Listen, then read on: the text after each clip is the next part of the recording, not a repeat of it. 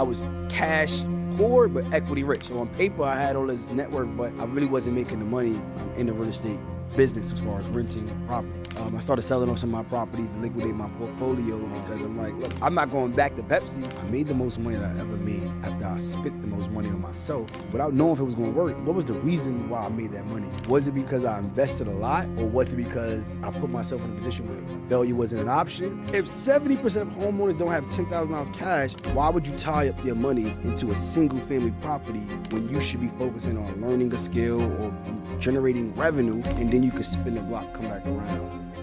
As I pulled up to the closing, bro, I thought about it, and I pulled back out, and I went around the corner and parked, and I walked, took my chain off and everything. I walked to the storage facility because the people that's in the self-storage business is old, boring money.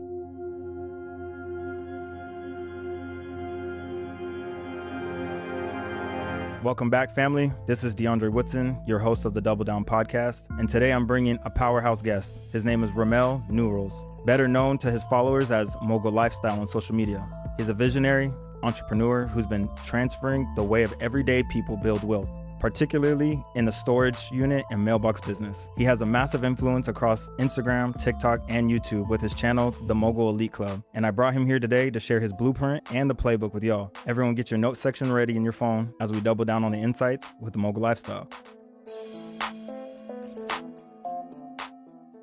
So I want to talk to you about self-storage within itself, right? Because it's not pretty. It's not glamorous. It's not something that you as a kid grow up and you're like, oh, this is what I want to do. I want to own self-storage. People really only know storage because they got to be up in storage, like U-Haul. Use a U-Haul. I ain't got a spot yet. Wait 15 days, you know what I mean, until the next tenant moves out. So I rent a free unit, you know what I mean? First month free, pay for the second month, something like that. You know what I mean? Like, that's how we know storage. So if you could, bro, why did you get into storage? And then what made that somewhere where you're like, I got to double down on that because this is a hidden gem? Yeah, man. So I've been in real estate for the last 12 years. I started out on the residential side with single families, duplexes, and I was buying properties, right? I was putting tenants in there, and I thought I was doing good, right? I'm reading the Rich Dad, Poor Dad, right? Okay, buy property, put a tenant in there, and I had about 40 plus properties, bro. And I quit my 9-to-5 job. I got a son now on the way, and I'm thinking I'm good now. But then the pandemic happened, so I had like at least 40% of my tenants like stop paying their rent or fall behind, paying me pieces, but I'm stuck paying the mortgage, the taxes, insurance, water, and if you don't pay it, they're gonna condemn your property. So really, I was cash poor, but equity rich. So on paper, I had all this net worth, but I really wasn't making the money in the real estate business as far as renting property. So I started selling off some of my properties to liquidate my portfolio because I'm like, look, I'm not going back to Pepsi. I used to work at Pepsi 9-to-5. I'm not going back to that 9-to-5 job. And I had one property in particular, I had a buyer that was willing to pay me $20,000 over asking price, right? And he said he just want one condition: the property has to be delivered vacant. And I had a tenant in there. So I offered the tenant cash for keys. I gave him $2,000. I said, look, I just need you out. I don't care what you owe me, just go. He agreed, but he wanted me to put his items in a storage unit for 90 days. And that's when I started looking for storage units in the area. Everything was sold out. It was putting us on a waiting list. I'm going like counties out. Everything was sold out. Yeah. So that's when the light bulb went off. I'm like, hold on here. Why is every storage unit sold out? So I started going into YouTube and Google and down this whole path for self-storage, paid for a mastermind, flew out to Arizona and learned this whole new world of self-storage. I was the only black person in this room. They talking about $4 million I was raised in 48 hours, a $20 million deal here. I'm like, yeah, this is the place I need to be. So I sold off that property, and those profits I used to buy my first self-storage, and that was it. I just kept hitting the ground running. What's up, risk takers? Welcome back to the Double Down podcast. I'm your host, DeAndre Woodson. And if you're ready to stop playing small and start building the empire you are meant for, you're in exactly the right place. Before we dive in today's game-changing episode, do me a quick favor. If you're listening on audio right now, smash that follow button and leave me a 5-star rating. It literally takes you 3 seconds. And if you're watching on YouTube, hit subscribe, ring that notification bell so you never miss the strategies that could change your entire life. So a tragedy of COVID, that's a fact, made you and bred you today. That's a fact. Yeah. Wow, bro. And I know growing up, your nickname was Knowledge. So you being able how you do? They do your research. Hey, come on. The team over here, we on. Yes, sir. Yeah. So you growing up with that name, Yeah. it obviously speaks volume to you, your character, and being able to pivot from owning 40 doors, bro. That's a big deal. Mm-hmm. I mean, if I met a dude on the street and he was like, I own 40 doors, I instantly think, Rich, he's good. You know what I mean? Yeah, Like, that's what the I blueprint. thought too. Yeah. Could you, if you don't mind, talk about that for a minute of, you think you probably made it to the peak of owning 40 doors and you're actually, like you said, cash poor. Yeah. What was that moment like for you, bro? I was nervous, bro. I was scared. I got a son, and like son on the way, really. My wife, 6 months pregnant, 7 months pregnant. I quit my job, and I'm telling her we good because we got this portfolio. Yeah. I'm bringing like $6-7 a month, and it seems like you're making money. But when you step back and you look at the grand scheme of things, look at your P&L, you realize, man, like one major repair is going to wipe out 4 or 5 months of your cash flow, right? These tenants stop paying me, they's wiping out my cash flow. So really, that's why it was kind of like a panic, to be real with you, right? Because I'm like, yo, I got to sell off some of these properties and start putting some cash back in my pockets to really figure out. But, you know, I say this now in hindsight, it really wasn't an obstacle, it was an opportunity for me. Opportunity for me to get better, right? And learn from it. But in that moment, it was really my back against the wall. I'm not going back to that 9-to-5 job. I got a son on the way. I want my wife to be home, right? I want her to be able to be home and take care of the family, not going to work on her feet, you know, and it worked out for me, essentially. Yeah. What was it like being in that mastermind, being the only black person in there and so that's a whole new world. That's the whole new world, bro. Then learning a whole new scheme, not a scheme, skill set, you know what I mean? And a whole new world of self-storage. What was it like for that Ramel in that room? It was really reality check because amongst my peers, I was the man because I had all these properties, right? They see me, I'm at a closing, I'm on the gram, Facebook posting, closing, more HUD statements, and I'm building this brand, I'm teaching, I'm educating, I'm traveling. So it looked like I was the man amongst the people that was around me. But then when I got in this new room, in this mastermind, where what I was doing was the floor. You know what I'm saying? Little fish, big pond. Yeah, I'm like, I'm the little guy here, right? So it was really a reality check, but at the same time, it gave me motivation. So I'm like, oh, all right. So we talking high level, right? We talking about millions of dollars in money that's being raised. We talking about, it was a speaker on the stage where he got up there, he said, I make $10,000 a day in interest on my money. Like interest on his money, right? Not the principal. Right. $10,000 a day in interest. Like a bank. Exactly. Yeah. So for me, I immediately got depressed. I'm gonna be honest with you. Like in that moment, I was like disappointed because I got motivated. Wait, disappointed in yourself? I got disappointed in myself, but it was more so because I felt like, then how am I gonna make this happen? Okay. Right. When I'm seeing other people, yo, I just bought an $8 million self-storage business. We sold it for $16 million in 3 years. Like, I'm excited to see this and be able to know that's possible. But then when I started to look at my situation and figure out, like, how do I actually get there? Too many things and obstacles in the way. Who do I have around me that's doing it that I could relate to, that could put me under the wing, right? Because this is new. So immediately I went through this phase of, man, like in that moment, how do I get there? But then I got out of that, like, all right, cool. It's about me going out there and educating. So one thing that one of my mentors told me, my very first mentor when I paid to learn about residential real estate, I asked him, I said, can you give me 2 blind spots, right? If you could do it all over again, what would you do? The first thing he said is duplicate yourself, right? You got to duplicate yourself because you need to have people around you that can do the same thing you can do, because at some point you're going to grow and you just can't be the only one that have the knowledge, right? And number 2, double down on content, right? Hey, double down. Shout out to double down. Right? But he said double down on content because your content is what's going to give you the exposure to the people that's going to want to learn and start. He told me to start a mentorship. Really, he was like, you start a mentorship because the people that pay you for mentorship, you're going to train them up, and then those are going to become your partners. Okay. And you know, that kind of me having that framework and going through that process, that's really what my emotions was. 2 questions for the people. 1, how much was it to go to that mastermind to get the knowledge that you now have? And obviously you've expanded upon that. And then secondly, did you start your mentorship before you had your first self-storage? So it was like the chicken before the egg, or was the egg before the chicken? Are you ready to turn your dreams into a reality?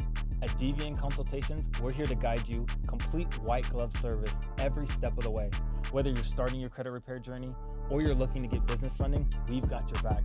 Go ahead and screenshot or click the QR code below and schedule your discovery call with the team. Let's make your dreams come true together.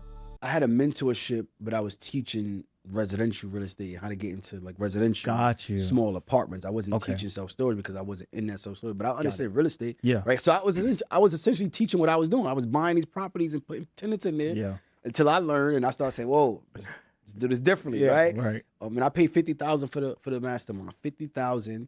And this is say it again, bro. $50,000 for the self-storage mastermind. I'm gonna share this, right? Because a lot of people, I say this and most people think it's a scam, but the truth is this. The fastest way to get rich is to find somebody that's doing the thing that you want to do and pay them exactly what they want and then do what they tell you consistently. That's just the simple thing. It sounds like, yo, it's crazy. No, it's the truth, right? Because that's what I did. But I took out $100,000 line of credit from this company called Blue Vine, right? So you get a bank statement line of credit, right? $100,000. Mind you, I told you I got a son now. I quit my job. Property's not making money. I got to figure this out. So that $100,000 line of credit, $50,000 is what went to the self-storage mastermind because it wasn't no credit card. You had to straight wire. So I had to pull that money off the line of credit and wire that $50,000. And then I wired another $25,000 to a marketing mastermind that I had joined to learn the digital side. And then I had $25,000 left, and I used that to launch a movie because I learned in the marketing mastermind that you got to basically stand out, right? What's your purple cow? How, when you go out here, how do people see you amongst everybody else? So I said, I ain't gonna do no webinar. I'm gonna do a movie launch, right? But I literally tapped out, bro. I put everything on the line, and I tell my brothers, like, bro, look, we either gonna be in the streets or the suites. Like, we gonna be either Hollywood or homeless, but we not living regular. So I really put it all on the line, and I'm sharing this because I made the most money that following year that I ever made, and I had to ask myself, all right, look, I made the most money that I ever made after I spent the most money on myself without knowing if it was going to work. What was the reason why I made that money? Was it because I invested a lot, or was it because I put myself in a position where like failure wasn't an option, or I just wasn't trying to look at my wife and be like, I failed. You know what I mean? Like out of time. It was, but all of that pressure is what create the diamond. You know what I'm saying? So, but yeah, that's really how it went. Man, you want to talk about double down? Double down. Yeah, man, that's inspiring. It's also, I feel like it needs to be heard more. Like being able to just get access to $100,000 line of credit and then know I'm not gonna go trick it off. I'm gonna go put it in a mastermind. You don't know what you're truly gonna get out of this mastermind, bro. That's a huge gamble. Then to put it in another mastermind that's 25 bands, you know what I mean? Again, you have no idea what you're gonna get out of it. So you're 75 in. And then the 25, because of something that you heard from the mastermind, you went and you're tapped out. Tapped out. $100,000 line of credit. Tapped out. Don't even know probably how you're going to pay for the line of credit because I don't know if people understand. You still got to pay it back. Still got to pay it back. That month, it's coming. 30 days comes way faster than you think, bro. Man, that's impressive. Appreciate it. Okay, so now I know how you got there. How do you actually find a deal, or how did you find your first deal? And actually acquire a storage. My very first deal I found on LoopNet. LoopNet. Okay. So I just really went on LoopNet. I was searching for self-storage businesses, contacted the broker, and ended up getting it under contract, submitted the LOI. Simplest process to do, but that's not how I do it now. Okay. Because I actually found out that I overpaid, right? Because I was new, you know what I'm saying? But I got in the door, so I'm happy that I got in the door. But now we utilize skip tracing platforms, right? So like batch skip leads. There's another platform called Reonomy, and you have all the self-storage businesses across the country. We get the information, or we get their phone number, we get their address, and then we sending out letters, text messaging. We have a team of cold callers every day that's calling. So we'll call, we'll do a text message. We got a follow-up sequence. We got the automation. There's a whole process to do it. Now we just put in AI. We got AI agents that's communicating and following up in my voice. But we do that full-fledged. That's your team now. Yeah, that's my team now. Okay. When I first started, I was doing that. Yeah. But now we do it full-time, like that way, real system. And then whatever motivated self-storage owners, come about, we further the, that's when I jump in there, further the conversation, negotiate, get on the contract. Were you able to find your first deal like in your backyard in New York, or did you buy like the storage facility outside of the state. Nah, not in New York, man. New York is too expensive. Right? Okay, yeah, Like, okay. New York is tough, man. So but that's an even bigger leap, bro. yeah, Out but of state. It was in Pennsylvania, which is Okay. not far, Okay. right? So it was about a 3.5 hour drive from where I am, which really ain't that big of a deal. But yeah, in Western Pennsylvania, like a little bit out of Pittsburgh. Yeah. Is when I first purchased, and then Fayetteville was another part of Pennsylvania as well. Are you buying like distressed storage units, or are you buying like top tier A, or like U-Haul? You know what I mean? Because I think storage, I think U-Haul. Are you buying stuff like that? No, so we don't go for the big like corporate Okay. U-Haul, public storage, extra space, Cube Smart. We don't. That's the big dog. That's the REITs. Yeah. That's the publicly traded companies. We go for small mom and pop, where you might roll up the street and see Joe's self storage, right? You know, any town, the local town self storage, where it's owned and ran by us mom and pop small business owners. And most people, they only think about public storage or extra space and Cube Smart because that's what we see. Mm-hmm. But like the numbers behind the industry, 80% of self-storage businesses are still ran by mom and pop. Wow. So I target mom and pop. That's a little bit like maybe an hour and a half out of the city. That's maybe like C class, lower class market. But we buy them and then we implement new systems, right? Okay. Which is we do remote management, implement AI, automations, and then run it as if we were a public storage. So we buy the small ones, just run it like a bigger facility, and then just bring all the revenue out of it and keep growing. How do you get the money to like purchase a storage unit, the facility, not just a storage unit? How do you come up with, because I mean, you were saying you were tapped out of $100,000, you still had to pay a line of credit. So how did you get the money up front to be able to even purchase your first property? So the first one, the proceeds, because I sold off one of my properties, sold off a lot of my properties, but the particular property where I had to pay cash for keys to get the tenant out, the profit from that I used to roll over and buy myself first self-storage. But then the next one that I purchased, I utilized the Chase business credit card, 0% interest business credit card. So the layout of the facility or the deal was $850,000.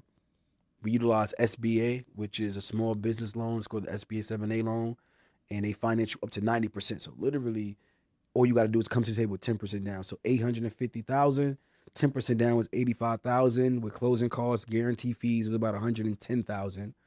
I pulled that money off of a Chase business credit card as my down payment, and then the facility on the walk-in was bringing like $24,000 a month just walking into the facility. Right.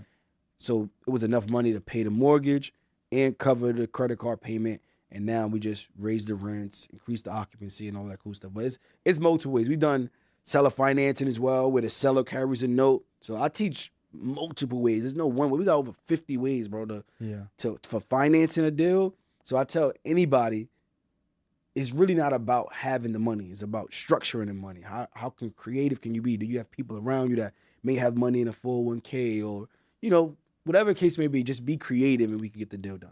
How many did you feel like you needed to have under your belt where you felt you were an educator or you were so sufficient in it that you could teach others and feel like, okay, if they try to give me some pushback, I know how to overcome that? How many deals did that take? 3. Wow. Once I got to 3, I felt comfortable. Now, I'm fully transparent because it's like, I'm not going to pretend I know it all, right? Yeah. When people ask me, oh, do you do big developments and conversions? You could convert Kmart and, you could buy the land. I haven't done that. I don't know what it's like to buy land and build up. That's not where I'm at right now. What I can tell you is what I've done is buy already existing mismanaged facilities, and this is how it works. And then as I grow and I learn, I'll add more from my experience. But I'm not here to tell you how to do something I ain't do. I don't really know. But if I got 3 facilities, I can teach you how to get your first one. Right. Now I got 5, right? And I can teach you how to get 3 or 5. You know what I'm saying? That's right. And then I would say this too. And just keeping it 1,000 with you, bro. Please. There's nobody else in the Black community teaching self-storage. No, bro. So whether I have 1 facility, 3, 5, 30 facilities, where else are you going to go to get that education from somebody that understands your circumstances and that could simplify it to what you could understand? And the mastermind that I'm in, they're not talking about credit card. When I come in, I'm talking about credit card stacking, funding, different creative strategies. Like, whoa, because they don't need to go that route. They make 1 phone call. Look, we got the money. Yeah. You know what I'm saying? So I'm able to make self-storage more accessible to the everyday person that walk past and may not even think they could own that type of asset. Yeah, man, that's powerful. And The reason that I was so interested in this, I've never actually shared this with my audience, but before I came into this world, I actually was a GM of a U-Haul storage facility for 10 years. Word? Yeah. So like Placentia, California and Temecula, like 10 years. So I know storage through and through. I know the customers, I know the upsell opportunities, you know what I mean? And the beautiful part about being a manager of a storage facility is like you get to live on site. So that was what it was for me. Like I was a college student. I got the opportunity. I was like, cool. I get to live for free. Just live here. I didn't know though. Like that means my phone is ringing 3 a.m, 4 a.m, because my tenant is locked out. They're like, open it up, DeAndre. I'm like, yo, I got class. Like they don't care though. Tweakers want to move up in there. You know what I mean? Like there's a lot that comes with a storage facility. So when I actually saw you and then I saw the opportunity that you took to teach it, and then you increased like implementing new things, tape, boxes, a truck, you know what I mean? Those are different verticals essentially that you get to add to the self-storage that you have. What was that like, learning all those different things? Because I'm sure you weren't buying properties that had them already. So you had to look at numbers on the table and be like, how can I increase more? Where did that come from? Did you learn that in the mastermind or did you learn it as you were gradually going? A little bit of both. I learned it in the mastermind because part of the mastermind is teaching you how to add value. Got you. Right. But what I've done is just take it. Anything we do, we just take it and make it better. More creative. You know, I'm just being honest with you, right? So like one of my facilities, we just put a mailbox store in the office space. So, you know, and I want to ask you a question once I say, because I like that you work in storage, but the office space, typically where we have somebody at the front desk working and sitting there, and most of the time you on Facebook because ain't that going on until you do get a call here and there. But for the most part, you kind of, you know, you good. So instead, we run it remotely, and now we have a call center, right? But we took that same space, turned it into a mailbox store. So now we got 2 businesses under one. So for me, it's about taking what I know and just really going further with it, not just settling on what someone told me. How could I make it even better? You know. But I want to ask you this question: how did you get? How did you even come up with the opportunity to even apply to work in storage? Because even in that angle, most people don't work in storage or like know that that's an opportunity, let alone buying it, you know? Bro, you know what's funny is like when I was growing up and I was telling people like, oh, what do you do? And I'm like, oh, I work at U-Haul. Everyone was like, people work there? I'm like, yeah, bro. Like, what you mean people work there? How you think you rent the truck? You know what I mean? But what it was my boy was actually the GM of a store and was like, yo, I need an employee. I need someone that's willing to do the morning shift, 6:30 to 11. That's all he needed from me. Cool, 4 hours. And I was like, all right, bet. I'm up every morning anyways. I got you. So I started working there and I was like, yo, this is actually dope. Like, I just fell in love with it because I got to be a part of the public, the community. I'm out here. I got my forklift license. You know what I mean? I got a propane license. Like, I'm pumping propane. And we were moving trucks. So we was in California. Like, I got to move trucks and take them down to the port of Long Beach because we would ship them to Hawaii. So there was this cool stuff. And I was just like, I'm going to learn everything I can, a P&L, how to recruit, how to train, how to fire, how to actually do inventory. You know what I mean? So being at U-Haul changed my mind into the business world. And then, the marketing company president was just like, hey, I see you here every single day. Like, you do open and close shifts during peak season. And if people don't know, peak season for storage and U-Haul is like the beginning of the month and the end of the month. Yeah. Everyone, they lose their apartments. You know what I mean? So he was like, would you be down to like run a store? You think you can manage it? And I was like, I get a house? And he was like, yeah, you get to live forever. Like, let's run it. So it just worked out, bro. That's good. But I'm glad to hear from that perspective. Like, that's what I did with the mailbox store, right? The person that runs the mailbox store, we have an apartment upstairs. Yep. And we give them an apartment to live and things like that. But it's good to hear from a different perspective. For sure. Yeah, that's cool. I never shared that before. So that's lit. That's good. We doubling down today. I appreciate that. To speak on the mailbox store, what made you think of doing such a thing? Because you don't come from that world either, and it's not real estate. You know what I mean? It's just a business. It's a new business though, but it's a new business model. Where did you learn that from? So, what I teach is buying businesses overall, right? Oh, okay. Because when self-storage is a business. Yep. It's just that it's backed by real estate. But every day, as you know, GM of that store, you're running a business, right? You still have customers and you have rentals and things that got to come out. So, it's transferable skills. Whether you're buying self-storage or you buying a mailbox store, a laundromat is different the way you evaluate it, but the approach is the same. So in my mentorship, we've been teaching these principles, right? And one of my mentees actually put me on to the mailbox business because of the education that we bring and provide inside the community. And I teach them, hey, look, when you're going out, the everyday business that you go to, just ask if they looking to sell. Just do it, right? So she went to a Hertz rental car just to rent a car. Just simple, just to go rent a car.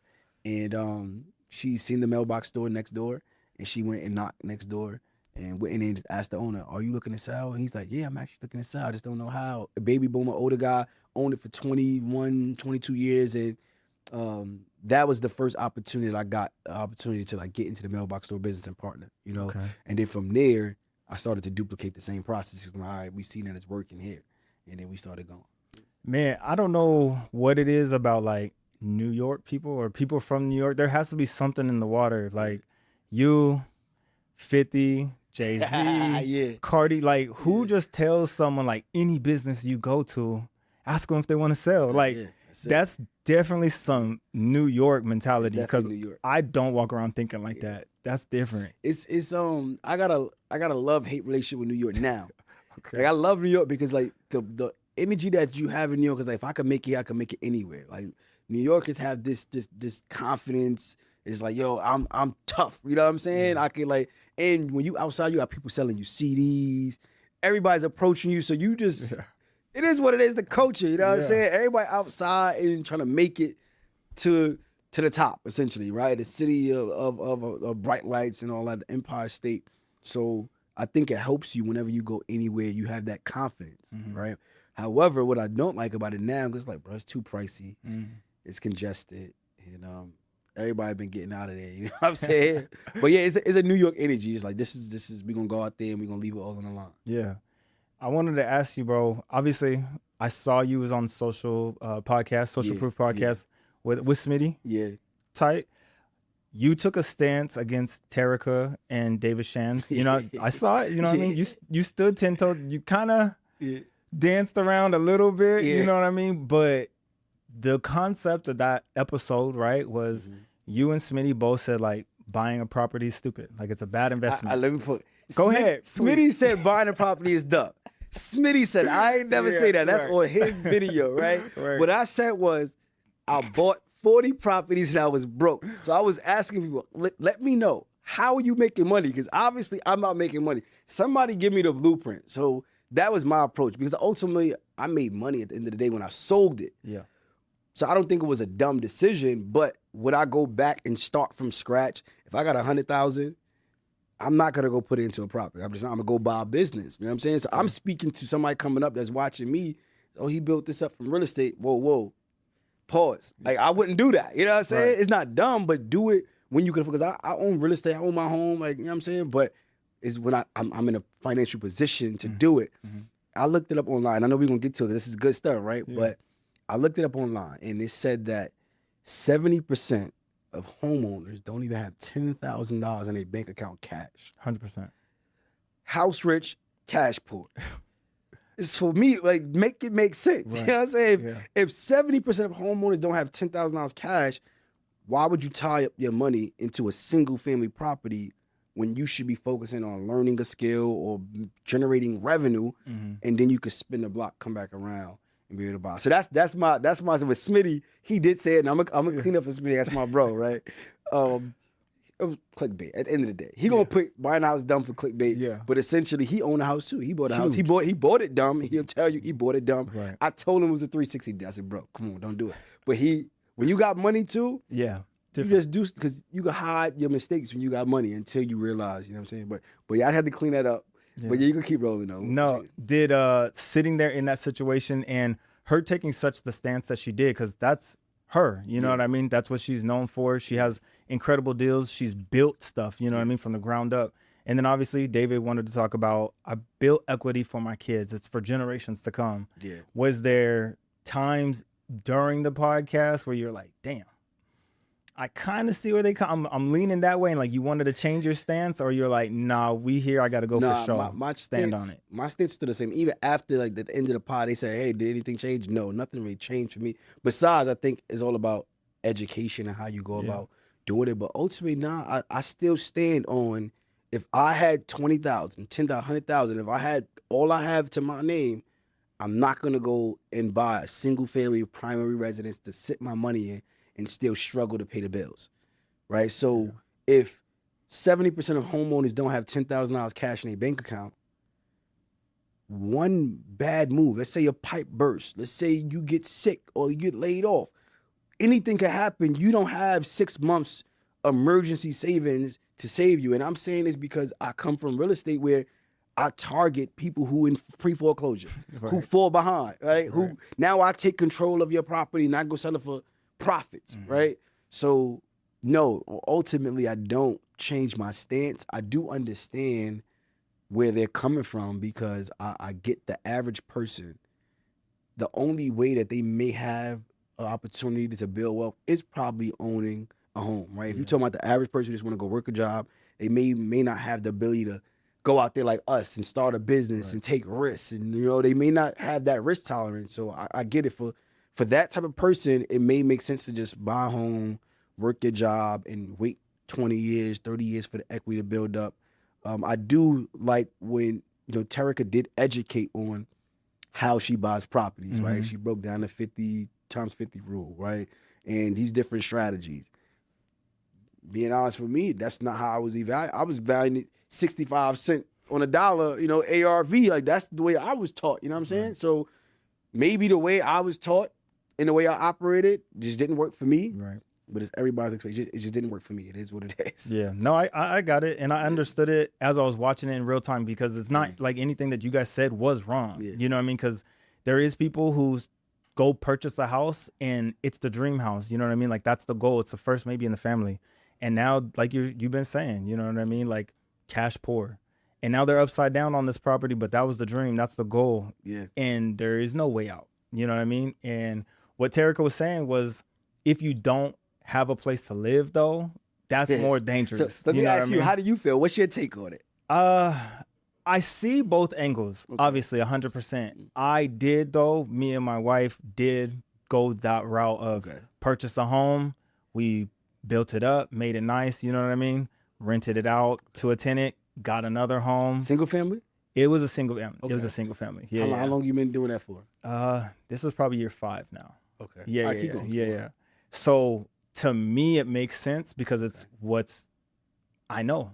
You know what I mean? And it's what's been a safety net. At the same time, I also feel like I know I'm leaving something to my daughter. You know what I mean? I also know my mortgage is constantly getting paid, but same token, I did have an AC go out, you know what I mean, on one spot. And I was like, damn, why ain't anybody tell me rent a crane is 10 bands? No one talks about that. So I do understand if you aren't in the position to take care of things when things do come up, and they are going to come up, that's a fact. It could take you out. You know what I mean? So let me ask you this, and this is really good because I love your take, right? Now, one, I want to ask you, are you cash flowing like during this 5-year journey? Are you actually putting money in the bank that you actually see comfortably? Like, is it a big amount or just any value? Is it money that you can live off of? Nah. So that was my whole point of because I quit my job off of this, right? So I'm thinking I got 40 plus properties. This is the point where I could quit my job and live off of my passive income. Right. But if you're doing it the way you're doing it, where you still have other businesses, then we're saying the same thing. Because I said, my whole purpose is, if you think that you're going to just buy a house, put a tenant in there, and live off of the checks that come in, that's just not the reality. You need to have some business skill set that's going to generate you some money and some capital, right? And I want to say this to you, right? Because yes, a house you could pass down, which I agree, you should buy a house when you can afford it. But from hearing the story, you are in position to afford the house. Exactly. So, unfortunately, not everybody in position to afford the house. And I don't want to ask you, so you, and I know we building on this, right? But we gotta have this conversation, right? Another thing that I just strongly, I've experienced, right? We have realtors. Okay. They make money, a percentage of that sale. Right. Some cases on like the seller side, right? And then some cases on the buyer side, depending on which state you're in. But ultimately, they get paid based upon the highest dollar amount that this property can sell for. the lender as well. They get paid based upon the highest dollar amount this property could sell for. And what I've seen is you have realtors and lenders influence buyers to buy more house than they could afford. And I feel like that's a trap, because if they look at your financials and they say, hey, you could afford this $700,000 house and you got to come to the table with $30,000 and that's all you have saved, then how could you really afford the house? And now you're putting them in a bad spot. And the reason why and I didn't get to share this on social proof, which I'm glad we have in this conversation, because it was a bunch of us and we cutting each other off. It was like, so after a while, I was like, I can't argue too much, because you know what I'm saying? But my dad was a victim of what is called predatory lending. Now, he got a big settlement out of it, but it's just by the grace of God, the way things work. So predatory lending is when you have the appraiser, the mortgage lender, the realtor, the title attorney, everybody's connected and family in cahoots together to sell you a property high price. So my dad didn't have the best credit, first person in my family to ever go buy a house. So he's just trying to do something better for his family and go buy a house.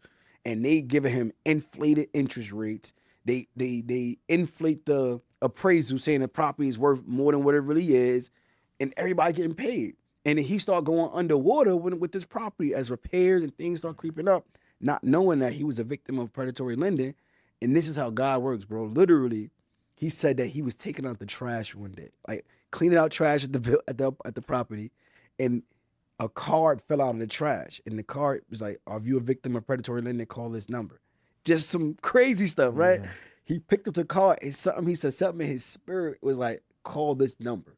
He called the number, told them about his situation. They knew exactly who the people was and said they've been doing this all across the state. And he actually did a lawsuit. They set him up, did a lawsuit, and he got a big payout. He was able to get the property. They gave him, and this is where he messed up at too, right? They gave him two options. They said, look, we're going to settle out because we know we're wrong. We're going to either and it was a 3-family property in Brooklyn. They said, we're going to give you either a $1 million check one time, or we give you this property free and clear. You ain't got to pay nothing. What you think he did? What you think? Pops? Yeah. He took the $1 million check. Exactly. Yeah. He took the brand. Like, hey, But he should have took the property free and clear, because that property now is worth $5-6 million. It's in Brooklyn, the brownstone in Brooklyn, and we ain't know no better. He ain't know no better. But I'm sharing this because it's coming from like more of a personal experience. I seen somebody get got because realtors and lenders, and they, you know what I'm saying? And this happens a lot more than we really think. You know what I'm saying? Yeah. No, so you are able to add in like real life perspective, even when you were making your point. So it did come off that way, just so that you do know. And then that added one is, wow, that takes the cake. Yeah, you got to be careful out here. Be careful. Be educated in whatever, even if it's buying businesses, whatever it is. You know what I'm saying? You know, I know you're doing a lot out here. You got your pie, things like that. Well, you got to be educated in whatever you do at the end of the day. 100%. So, yeah. Man, I know you got something going on this month with DS Boone, with Joy Hunt. I'd like to hear, if you don't mind, take a minute, talk about that. Yeah, that's so exciting. We have what is called our Wealthy Challenge. The Wealthy Experience is a accelerated mentorship week. Myself, Joy, and Derek Boone. So we wanted to put together something where we could show people step by step how to truly build wealth. Because a lot of people I speak to, bro, they buy properties and they lose them, right? They have life-changing events and they don't have no insurance, right? They own these assets and don't know how to get money out of them. So we said we want to really show people step by step how to buy the right assets, right? How to not only buy them, how to insure. So if things go left, you got some insurance to tap in, not just on the property, but life insurance.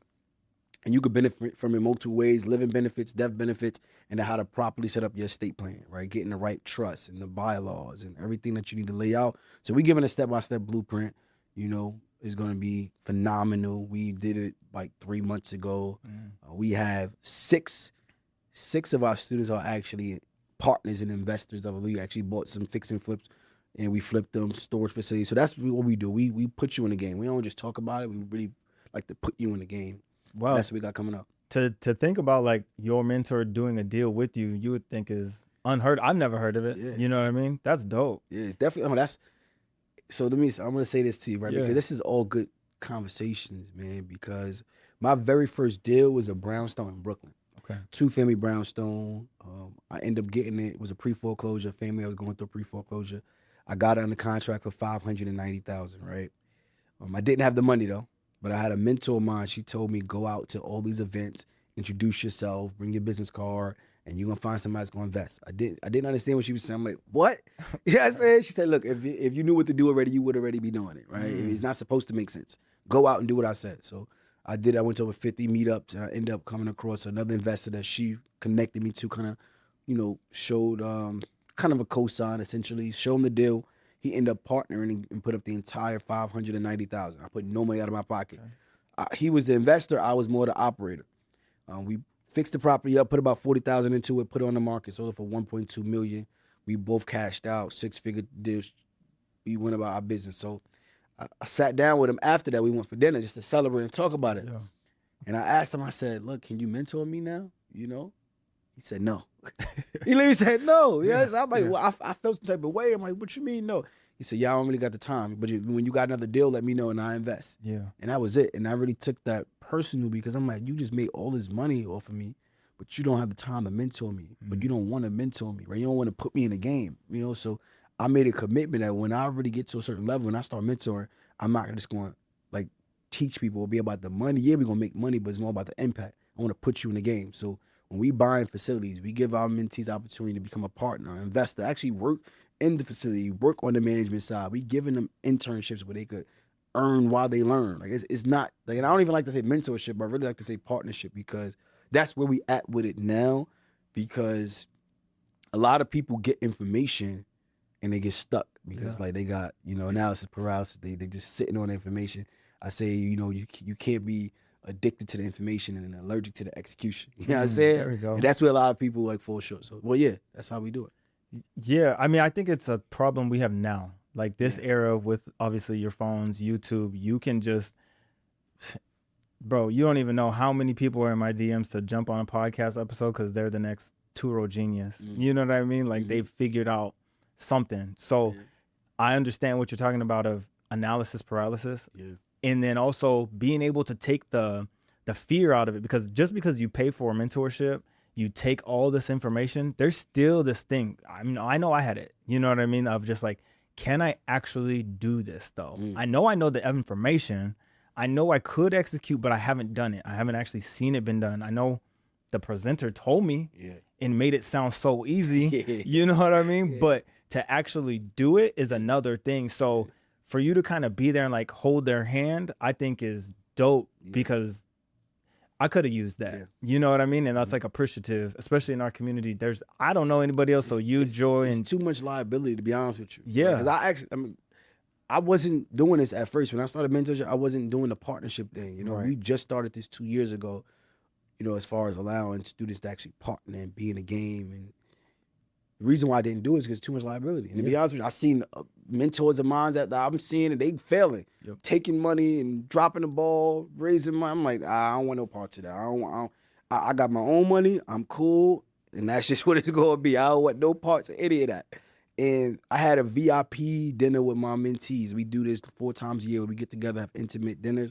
And I pretty much shared what was in my heart. I'm like, yo, look, y'all, I got a few of my mentors that's older than me. They call me the young OG because I'm like the youngest, but I got that mindset like old guy.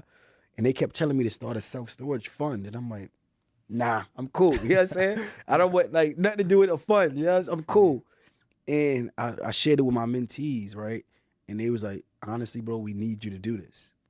He said, because this is the only way that we could get into that, space for some of us, right? One of my mentees came home from jail. He a felon. He can't get an SBA loan. They're not giving out loans to SBA. So what's the chances of him being able to, he got the cash, but what's the chances of him getting an SBA loan, right? I got another mentee where she got tax liens and things like that. She ain't gonna be able to get a loan, right? You got different people in different spots that they just don't have all the pieces. And I feel like I'm blessed where God has put me in a position where I could walk in a room and I could check all the boxes coming from where we come from. I got the credit, got the capital, got the resources, got the experience. So I can't play with my gift. I can't play with it. So that's when I'm like, all right, let me actually put something small together, not for the public. It's only for people that's in my program because now I trust you. You understand the process. You're not just some random person. and we creatively come together, and we give them partnership opportunities as well. So that's really what changed it for me. What did it feel like launching that? Man, that's a good question, bro. I felt blessed. I felt grateful because I'm seeing other people's dreams come into reality through like an opportunity that I'm giving. Like when they coming out to the facility and they able to walk through and say, yeah, I have equity in this, right? They be able to. I know one of my partners, mentees, partners, she brought her son out. My son is like young and excited, and he's like, I want to buy a car wash. I'm like, that stuff I can't put a price on, So I just feel grateful. I feel blessed, and I don't take it for granted. I think a lot of people take their blessings for granted, and that's why they lose it. They get the money, they moving around, they think they it, and as soon as you think you it, you lose it. You know what I'm saying? You be back to the bottom, bro. So that's how I felt. I think social media did that. Social media tricked hustlers into thinking they're entrepreneurs and that they can get a business. And I say it because you could do one or two things, really. Like social media can get you money because you have the visibility, right? But it also could start a business because of you kind of are popping. And you said it earlier, like when we get a hold of something, and I mean we as in our culture, when we get a hold of something, we switch it up, we put a little bit of twist and a little bit of spin, and it hits like wildfire. Yeah. Like, I don't know if you remember, but you remember when Grant Cardone a couple years ago was like, ask a 30-year-old white dude who I am, they won't know, but ask a 21-year-old black dude, and they know who Grant Cardone, because he knew what he was doing. He knew his audience, and it was jets, money, chains, cars. It's what we see. You know what I mean? And for you not to get stuck in that really speaks volumes, because I'm sure money was coming at you a lot faster. You know what I mean? With a lot less work. And I don't mean like you're not working, keeping up with emails, right? And working to answer questions. But let's keep it a buck. It's easy, buddy. It's less work. It's easy, buddy. I'll just be real. The internet makes it super duper easy. So for you not to fall in that trap or to get taken down, like what you were saying, you've seen mentors. We've seen it on social media. So I want to say this too. I did. Not like public, like in my own internal assessment of myself. When was this? 2023. I actually I went and bought a Lamborghini. You know what I'm saying? I'm on a private jet. Real blackity black. Yeah, I'm saying we had InvestFest throwing money. Like I'm doing crazy stuff. I'm like, that's not even me, bro. But Smitty did win the thing at InvestFest, like the best booth. That was 2024. Yeah, 2024. Okay. But the year before that, we was just making a movie, right? Yeah. Making a scene. We there. We gonna throw money, bro. We at InvestFest. Why we throw it? Why you doing that? Strip club? But because we caught up in like the lifestyle, right? And we still had we had mentors around us, right? So like Neo, Neo is one of our mentors. I gotta give him his credit. He don't really get the credit that he deserves, bro, because while we was doing this, he kept telling, bro, stack the bread. Don't go get the car. Don't go buy the house. Invest your money. I did all that. You know what I'm saying? And we like, bro, I hear you, but you did it. We got to go do it. You know what I'm saying? So it's a part of like life where you got to go through and get it out your system, right? And I'm blessed that I was able to do it quick. Where I'm like, I got it out. Cool. Let me bring it back and be more conservative. While I be throwing the suits now. It's like I was Louis, Gucci, Prada, like, nah, you know what I'm saying? We're gonna keep it clean, because the truth is this. This is one thing that happened to me, bro. I went to a self-storage closing, and I had my chain on, I had a different chain on, right? But it was more flashier, Lamborghini, all that stuff. And I really, as I pulled up to the closing, bro, I thought about it, and I pulled back out, and I went around the corner and parked, and I took my chain off and everything. I walked to the storage facility because I felt embarrassed, to be honest with you. Really? Because the people that's in the self-storage business is old, boring money. They not pulling up in none of that. It's like, they look at you like you a fool, because that $300,000 car that's another storage facility. It's like people that really got real money, they not impressed by that. You have to impress people differently by the relationships that you have, the value that you can provide, the way you can communicate, any thoughts, any ideas. So it challenged me to bring myself to a different level where if you're around this environment that's low level, pulling up in a Lambo is going to impress them, So I had to go through that phase. I got it out of my system, but ultimately I never got caught up in none of that extra stuff because at the same time, bro, like I'm about integrity. You know what I'm saying? I'm from Brooklyn, I'm from New York, so if you get caught moving some type of way as you not, like you really could get got for real, right? So you can't be outside. Like I see people owe people money and still be moving around. So I was like, you can't do that. Like not where I'm from. You cannot like do that. So I never wanted to get caught moving like that, and now I can't move around freely. You know what I'm saying? Now I just don't feel like the person that I am. So yeah. No, thank you for sharing that, because I think more people need to hear it. Like that new version of you that you want to be, that old version has to die. It's a fact. You can't take both of them. They're just two different people. You know what I mean? They're going to be combative all the time, and one of them has to win. And normally that one wins because it was more fun. It had more friends. You know what I mean? So yeah, it is a journey. So thank you, man. I want to ask you. I want to hear from like you. Like what has your journey been? You know, in regards to your development, your growth. I know you started the pod like not too long ago, and you've been like meeting new people and really, because it's gonna come for you because you get into new levels and new rooms and real connections. So, you know, what's gonna keep you grounded, right? Or, you know, what are you doing, your routine, so that you don't fall victim to what comes with being, you know, young, making money, having a relationship, things like that. Yeah, no, I'm fortunate. I'll definitely say that. My wife is full Mexican, so from Mexico, and first generation, so she has that Hispanic culture engulfed in her. You know what I mean? Like the dad's a hard worker, mom's a hard worker, brothers and sisters all hard working. It's work really hard, keep your head down, stack your bread. You know what I mean? And meeting her, bro, was the best thing for me because I grew up in a totally different environment where it was like grandma's house. Everybody gets to go in there, stay in there until you get with someone new.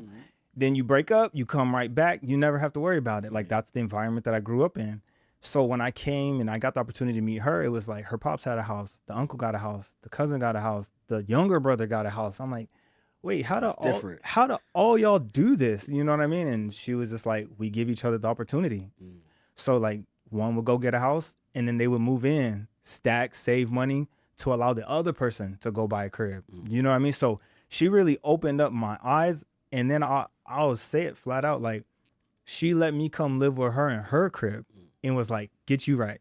Ooh, bro. That's a keeper. Yeah, right there. No, 100%. She was like, get your credit up, figure out what you want to do, because I got into the space of credit, got into the space of funding. And she was like, if you really think you can do what you can do, what you say you can do, run it up, go do it. Take the time. So she gave me a cool year, bro. That's good. Cool year to really lock in, tap in, YouTube University, find my mentor, Will Roundtree, and get myself up. Now, obviously, she gets to reap the benefits because I'm doing pretty well. But I would say that obviously was life-changing because she did change my life, the way I think.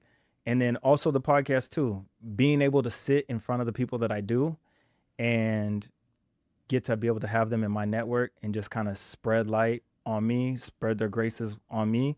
And I actually asked one of my guests, I was like, what made you say yes? Because this was when I very, very first started.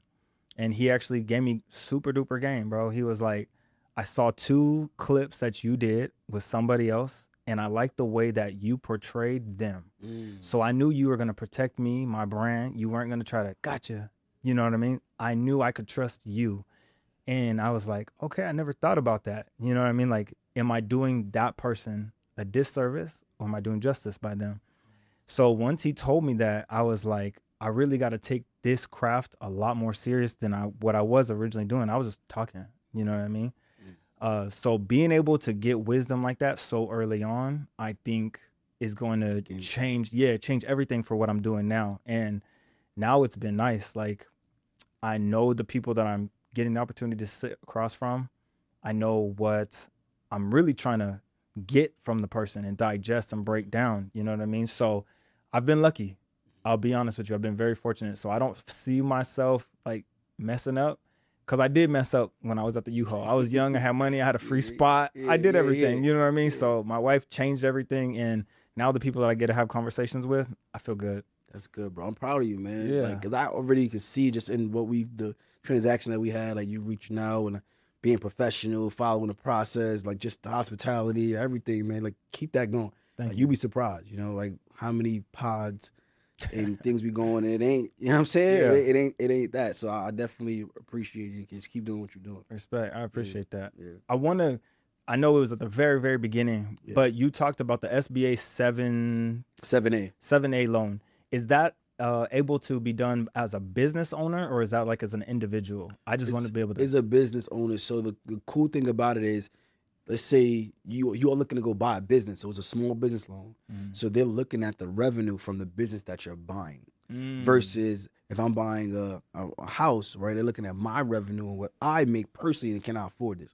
They're looking at the business that you're buying. So yes, you're gonna need to create a new LLC, but it's a business loan. It's in your business name. It's not in your personal name. You do personally guarantee. So just like with the funding space, right? If things go left, they will come for you. But as long as you good, it's in your business name. You ain't never got to worry about it. And the business that you're buying should support the debt that you got to service. Got you. So the income coming from the storage facility should take care of the note. Exactly. Okay, that makes sense. I wanted to ask, bro, what is next for you? Because just from this conversation, there's been so many, and you're really like introspective, the way that you think. And I could see now why the nickname Knowledge stuck, bro. Like you to look in the mirror, it's, how do I say? Men don't do it as often and as many times as you've already shared that you've done it. Our ego is huge, and we need it, to be honest, to go out into the world, to become the person that you think that you're supposed to be, or the man for your wife or for your children. You do need an ego. So you need that bravado. I'm not trying to say that at all, but looking in the mirror as many times as you did, bro, like the story you said, the Lamborghini and the chain, you did that in a drop of a hat. Yeah. That's not normal for a man to do. Yeah. So props to you for doing that. But what is the next steps for you? Because there's so many different layers to you. I know that right now you're at a great one, and what you have going on with DS Boone and Joy Hunt, but I know there has to be more because it's ingrained in you, knowledge. You know what I mean? So what's next for you, Ramel? That's a good question, bro. For me, I'm just working to get better every single day, bro. Like really, I made a mission for this year to peel back the layers, right? Because a lot of times we show the scoreboard. The scoreboard is how much money we made, the wins that we have, the cars we driving, but I feel like we don't show the locker room, which is the grind, things that people don't see, the up late, the losses. So for me, my goal this year is to really just show more of the locker room so that people can understand that process. And part of that locker room is me and my spiritual development, like being a better husband, being a better father, right? Because the truth is, you get blinded by the money. You know what I'm saying? Yeah. You get blinded by the money. You get blinded by, I got to go and do business. I got to go out there and be everything to everybody else. And, what about you? What about your family? So I'm sharing that more, even with my content guys. They challenging me to do more content with my family and right, showing more of this stuff of the side that most people don't see because we just talk about business, right? So I want to show more. My goal is to show more of me personally, right? Like the conversation that we having, how do we get that out in front of the audience more consistently? And then from a business standpoint, the goal is just build up enterprise value, bro. So keep buying storage facilities, buying the vertical businesses. So when we talk about vertical, every business that integrates into storage. So buying, but right now we got a management company, right? I'm looking to buy a pest control company, a landscaping business, right? Software, we building our own software as a service as well. So all of these different vertical businesses that integrate into self-storage. And the goal is to do a big exit, 10 years from now, 15 years from now, exit this enterprise for 9 figures. And then now I could truly just impact people, give back, pour into other people, sponsorships, charity. Like my goal is, look, I want to give away 10 million. Wow. In order for me to give away 10 million, I got to make 100. You know what I'm saying? So 10%. I got to go make 100. So that's truly what the goal is, but that's a really good question. Can I ask how important, and this is more so for the audience, how important is the content creation portion to actually closing deals or being able to get more stream of income? Because we know we're on social media all day, bro. You're getting swarmed with ads. You know what I mean? How actually important is it to get over the fear, and this question is for that person who wants to have an idea or has a business, start a business, but is fearful. How important is it to get over the fear of creating content to actually get your business up off the ground? Bro, it's the most important thing, right? Because if they don't know you, how can they pay you? There's a lot of people that is the best cook, the best person that knows how to do makeup, right? The best person know how to cut hair, but nobody knows you. So you're the best kept secret, and you can't get paid if nobody knows you, right? So you have to get out there.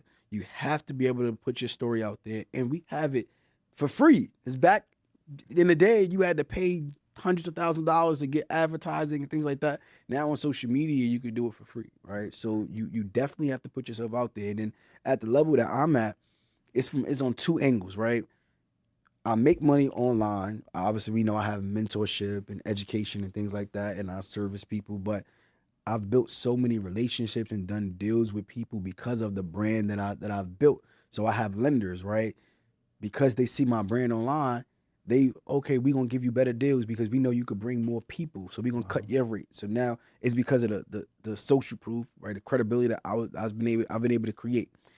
Even more partnerships. So I actually have two partners that came through my program. They now my partners, right? But they joined my inner circle.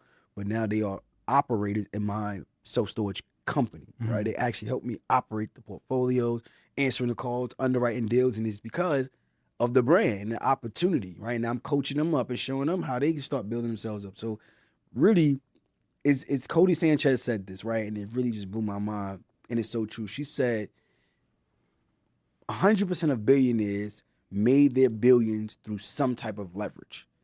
And the top two leverage is other people's money and other people's audience.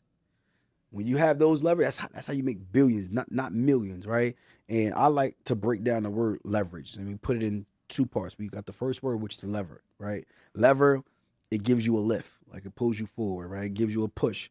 And then age is the time that it takes to get something done. So when you understand leverage, essentially you could compress time, right? You could become more effective in less time. If it took you 10 years to do something, you could do it in 2. It took you 5 years, you could do it in a year. So for me, if I'm able to leverage other people's money to go buy businesses that already make money, I'm leveraging other people's money and time, and then I utilize my audience to be able to even bring more opportunities for deals and more money. So if you sitting down right now, you watching this pod, and you have a gift, and you're not putting it out to the world, you selfish.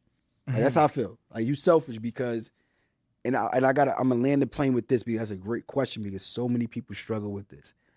I remember when I first went live on Instagram, right? Put the phone up, that red dot, you say you live now, the number's going up 1, 2, 3. And I'm like, oh, nah, I pressed it, I ended the live because I'm like, I come from Brooklyn where it's like, yo, no face, no case, man. I can't let people know who I am, right? And when I realized that it was bigger than me, if I don't share my story, if I don't share my gifts, there's millions of people out there that they won't be able to get to their gifts because they won't hear from me. When I understood it was bigger than me, that's what changed everything. So for you, if you're listening to this, there's somebody that need to hear your story that's waiting to be able to be impacted by what you have. And if you don't get out there and share it, you're selfish. Yeah. That's the type of time I'm on. Easy as that. You heard it here first. You selfish. You selfish. It ain't about you, man. It ain't about you. Like even like you putting together, somebody gonna hear this and they gonna be impacted. But if you was to say, nah, because really we could have this conversation, just you and me. Yeah, we ain't gotta have the cameras on, and you can just get all the value. But you bring in the value to everybody else asking the questions. Yeah. And I've seen you do it multiple times. Ask the questions that people want to hear, not just the questions that sound good. No, let's ask the real questions because that's what the people need. So keep doing what you do. I have to let you know this, man. I low key have beef with you because talk to me. So I saw the clip of you did with the family legacy meeting, but I seen it years ago. Okay. I brought it to my family. Okay. So I've kind of been like the matriarch and I started it. So they've put me on a pedestal like, yo, DeAndre did this for us. We did this. We all did this. And now all of a sudden you started running it as an ad, bro. My little brother hit me with like, yo, you stole that from him. And I was like, yeah, I ain't gonna hold you. I did, bro. Why you have to do me like that? Listen, we got to get the message out, man, because we complicate these things, bro. We complicate it. And you said your wife, like, y'all doing it already, right? That's really the family legacy blueprint. So every single year we sit down and we have conversations around finance, exactly what we doing here. And we do family susu, right? And with that family susu, we'll take $200 a month. It started with 12 of us. We take $200 a month and we'll put up money. And every month we control where that money goes to somebody's financial advancement. We're not just letting you run off with the money. No. This month we invest. That's how my brother got his life insurance license. So now he does all of our life insurance policies. We invested. My dad, he went and got a private money broker certification, you know. So when I started to put this message out, a lot of people started reaching out to me and asking, hey, how can I do this with my family? So I started having these family legacy summits. And really, once I started seeing like so much traction from it, you know, we gotta now take it to the next level. You know what I'm saying? So I started putting the ads on it, and it's really getting a lot of traction behind it. But truly, it's just something that we all need to do and get rid of the ego and just really understand it's a process. Like, it ain't gonna happen overnight, but if you get with your family, it ain't even gotta be blood. It could be people that you really just, they on the same wavelength mindset, and every single month you put up this money and we invest towards somebody's development and not just let anybody do what they want to do. We control our destiny. We control our financial development, things like that. Yeah. No, I appreciate you, bro, honestly, for... Yeah, my bad, bro. Yeah, you put me on First Street because I was that guy in my brother's eye, and then he was like, nah, it's really Ramel. Nah, it's you. It ain't me. It's you. No, yeah. Because you put it, like, that's what it's about. Right. Like, somebody hit me up one time and sent me a video of one of my mentees having a whole webinar about buying businesses creatively with no money down. Yo, bro, how you feel about that? That's what you're supposed to do. Yeah. You pay, go take them, like, go do what you're supposed to do. People feel the type of way when people start doing what they've been teaching. Well, why are you teaching it? You know, why you should be keeping it to yourself then. But really, your success is my success because now you're doing it for people, and that's truly what the goal is. Like, we got to get out of our own, like, you know what I'm saying? We were like thinking too much. You know, I really believe that wealth is spiritual. Absolutely. That's how I believe. So if you somebody that gatekeep, somebody that feel like everything got to be about you, like, you ain't gonna be blessed. You know what I'm saying? So you doing the right thing, bro. You know, like, tell your brother, like, that's all you. That's all you, bro. No, it definitely is spiritual. Like, you're supposed to be a good steward. You know what I mean? And everybody knows, like, if you can't do good things with a little bit, he's not gonna bless you with a lot. That's a fact. You know what I mean? Because he already knows you can't do good with a little. So it's very, very spiritual. I wanted to ask, bro, you don't have to be specific, but the highest grossing year that you've ever made, and then how much did you actually have to spend to get that?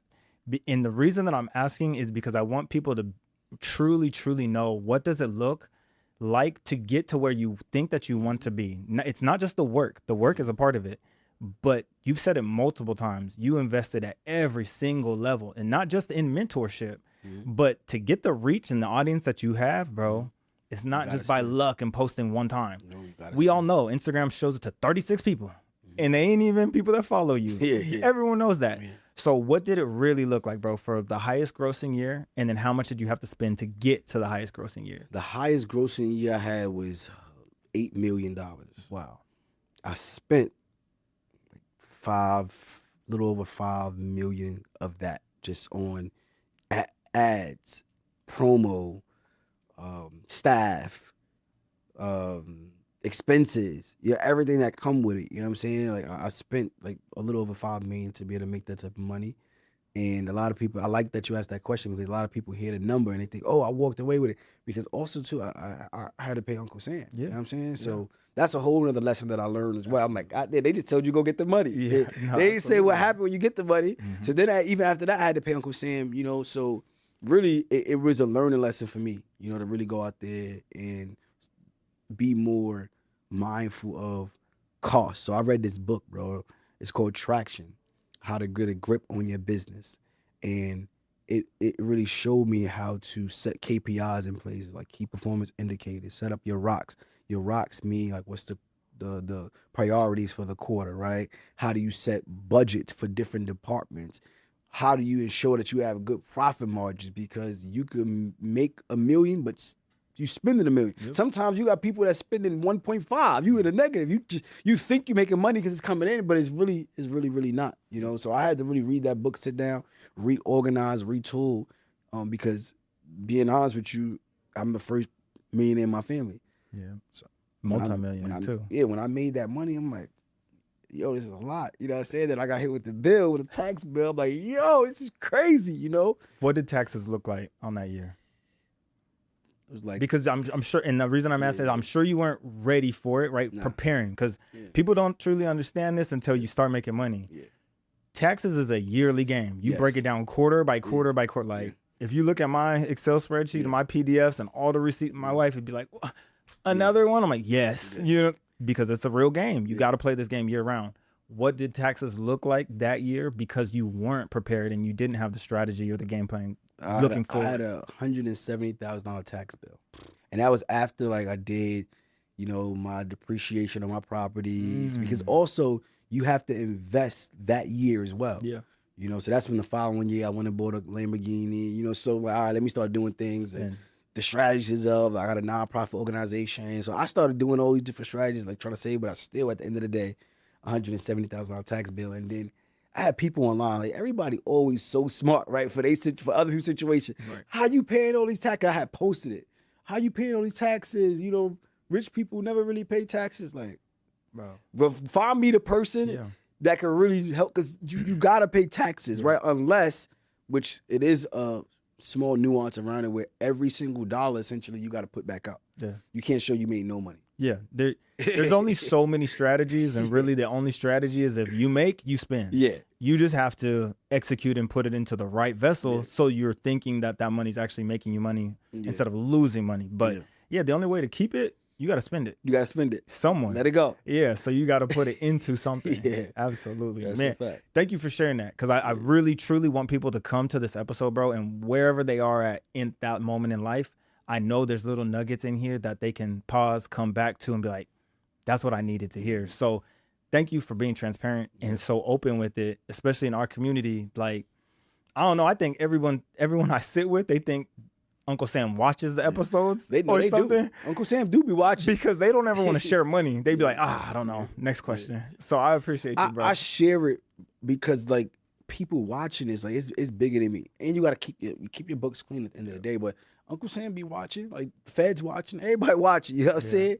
But I share it because, again, the mission that I'm on this year, like I said, is, like, just showing the locker room. Not just showing the money, because people get jammed up. Even like I put out a video about like business funding, because I teach business funding too and stuff like that, and I shared how like I almost got jammed up when you go and get the credit cards, right? And you buying a property and everything seems good, but now the 0% interest promo expires, and then jump up from a $300 monthly payment to $1,500. You wasn't ready for that, right? That property took a little bit longer to renovate. And now that interest rate go up from 9% to 15% on a hard money loan. 24 on some credit cards. Yeah, I'm saying? So I got into a spot where I'm like, man, like I'm over leveraged, right? Now, granted, I was finally able to get the property where it needs to be and sell it. I made my money and kept rolling. But we don't always share that part of it. We just say, go get the funding and go do this. And then when people get jammed up, we're like, you know what I'm saying? So that's why I'm sharing it and I'm answering these questions, because I know that it's bigger than me, bro. Yeah, no, you're absolutely right. I remember I did that. I ain't gonna lie. With like the second property, 0% ran out. And you know, when you sign for the card, it says like 17% or whatever, but it actually goes to the value of that moment in time. So they seen also how much my balance was on it. You know what I mean? And they're like, cool, 26%. I was like, Lord have mercy, bro. You best believe I got off that property quick, because that credit card was that. So it's tough. I want to ask you one question before. I know. I like the bill. You know what I'm saying? I like the burn room. And it's not always a one way, but I know you said that your first mentor was Will Roundtree. Yeah. So Will was one of my mentors, first mentors as well. But I want to know from you, right? And you mentor people too, right? You mentor people as well. I want to know from you, what are the things that you look for in a mentor, right? What attracted you to Will versus new and then other mentors? Like, I know you kept probably going and investing, but what are the things that you look for a mentor, because also people that's listening to this, I want them to have this perspective, and we'll talk about it. Absolutely. My first introduction to Will, it was crazy. I got to see Will and Jay in real time Corner class? in Houston Okay. on a sidewalk. So I went to go visit my cousin. You know, parents, when you're growing up, they send you with your family. You be there the whole summer. You know what I mean? Yeah. So it was one of those instances, and I got like $350, and my cousin was like, "Yo, there's this guy I want to go see. It's $50. This is what he's teaching us." And I had like $350. You know what I mean? I was like, "Damn, $50, bro. I'm gonna be tight. Like, I just got here. It was literally like the next week or something." And I was like, it was my older cousin though. Like, we like brothers. So he told me to do it. I was like, all right, let's go do it. So I went. I had no idea what I was getting myself into, but it was Will Roundtree, Jay Morrison, with a whiteboard, bro, in like the 5th ward of Houston, and teaching. And there's people out there in lawn chairs, like cooler boxes, all look like us, all black people, little kids running around, and they're on a whiteboard talking about credit, talking about money, talking about credit cards, talking about leverage. And we come from a background like you don't talk about those things like at all. It's just no. Like, I remember when I came back and I asked my dad, like, how much did you pay for the car? He's like, don't you ever ask me that. Like, you know what I mean? So it's just not what I was used to. So that night when we went back to my aunt's house, me and my cousin were having dinner. We were telling them like what we learned, and everyone was just like, that ain't gonna get you nowhere. That's not gonna change nothing. Even our own family at that moment. And we were like gassed, you know what I mean? But we're like 15, 16. So we probably didn't explain it correctly. I'll take the blame on that one. Yeah. But so that was my first introduction to Will. Fast forward, bro, to COVID 2021. My wife gives me the opportunity to fix and start working on my own credit. And I just pull up on YouTube. And it's Will. Obviously, a lot of time has passed, and I'm like, I know this dude. Yeah. You know what I mean? So I already was influenced by him, and I trusted him, you know what I mean, right away. So we were able to connect. He taught me what I needed to know to be able to implement, fix myself, and allow myself to buy my first property at the same time, because that's what he was doing. And then he was just like, you know, this is a business. And I was like, what do you mean? Like, I thought he was the business. I didn't understand that he was teaching me I can go do this on my own as well. So, and he just gave me that, you know what I mean? He didn't like charge me anything more. He just kind of lit the fire. So that stuck with me, you know what I mean? And then to answer the next part of your question, what do I look for in a mentor? I kind of compare them to Will, because Will did that extra for me when I didn't ask him to, when he didn't get anything off of it. He changed my whole family's life, to be honest. Like, everything that I have now, I can honestly say, like, no ego, is because I got the opportunity to be introduced to Will Roundtree. So I do look for more opportunities for a mentor to kind of show themselves like that. Like, do they go above and beyond? And what you're talking about with your mentees, giving them the opportunity to buy a property and actually get in the game, instead of just, because, bro, we could all make these little real quick modules, sell them real quick. You in my school community, $17 a month. They don't get anything. Who cares? I made 17. Or they stay because they forget and it's on auto pay. You make a cool hunt. Like, we all seen it, bro. You could sell a course. ChatGPT could make you a course in 6 hours, 2 hours, bro. I could sell it $9.99. I'm gonna sell 1,000. You know what I mean? It just is what it is. So I say all that to say, you have to do your research. You have to be able to kind of weed out the bullshit, because there's a lot of us that now have this information so quickly, and we see there's an opportunity. Because I know you've probably heard this, like, you don't have to be an expert. You just have to be 2 steps ahead of that person. Yeah. It's so easy, bro. You could watch this one episode. I promise you're going to be 2 steps ahead. You know what I mean? So someone could run it up off this episode. So yeah, I go into it with that type of eye now, where I give them an opportunity to do 1 or 2 things. Show me who you truly are. You know what I mean? And it's going to be for good or for bad, because you can show me the ugly side of you too. I appreciate that. I respect that, because I know that ain't for me. And then I'll give them the opportunity to show me who you truly are, and it's for the better. And then that's the person I want to go invest my time in, invest more money in, because I keep my circle really, really small. And I really kind of compare everybody to Will. So if you don't move with that, if you don't hit like that, I'm cool, bro, because I know I got my OG. You know what I mean? So, yeah. That's a good. Shout out to Will. We gotta give Will his credit. Shout out to Will. He definitely, when it comes to the credit space, like he was the first. He was the first. At least from what I see. You know what I'm saying? Could have been, but from what I see, he's the first. You know what I'm saying? What's crazy, my first credit repair business, and Will probably won't me say, but Will was actually, we did a white label. I was going out and I was teaching credit, and I was doing these classes, right? Me and my bro Isaac, we was teaching these young and wealthy classes, and so I teaching credit. I was always doing real estate, but because Isaac was doing real estate as well, he was like, yo, bro, you teach the credit because you know that credit stuff. I don't know that credit stuff. So I became the credit guy. Yeah. But I'm over there teaching credit, and at the end of it, I ain't got no offer. You know what I'm saying? I'm like, hey, like, yo, can you help me with my credit? I'm like, I got to offer it. So I actually went to Will. And I was like, yo, Will, man, like I need, how can I put this together and stuff like that? Can we do like a white label situation? At first, he was like, nah. Yeah, that ain't his style. He said, nah. Yeah. But then after a while, he ended up circling back, hit me up after he seen my consistency, like, all right, bro, like, I'll put you on. So I started like selling credit repair, and it was really well. Yeah. But I would just get my money on the front end. Like, I get what you're saying. You know what I'm saying? Okay, so he'll charge me my price, and I put my number on it. You know what I'm saying? I move it. Like, you know what I'm saying? Yeah. But he ain't had to do that. He put me on. You know what I'm saying? Because he wasn't like, he told me no at first. But he's seen like, plus, he's seen how I was moving, integrity, just consistency. Yeah. And then he put me on. You know what I mean? So I gotta give him his credit for sure. You know what I'm saying? And I don't even want that to go over people's heads. Like, don't miss what Ramel just said was he was selling a service, but still paying for the service to get done. You weren't the engineer of it. No. You were just the middleman. I was the middleman. Yeah, like don't allow that to go over your head, everyone. Like you can still find a way and maneuver and make money in this world. You just gotta be ingenuitive. You know what I mean? Like have ingenuity. Yeah. You know what I mean? So yeah, that's dope. Shout out to Will for real. That's a fact. And like just to add to that too, as far as what I look for in a mentor, right? I look for a mentor to, because you've had a lot just from this conversation. Yeah. And it's been in so many different sectors. Yeah. So I'd really like to hear, what do you look for now? I look for results, bro. Meaning that I need to see the proof in what you're teaching. Meaning that I need to see people that actually done it. Okay. So if you got to show me that people has actually done it, you don't need to have a big brand and all that stuff. Like people be looking at the followers, how many followers? No, I don't care. You got 2,000 followers. Because there's people outside that don't have a brand, but they would turn your business up.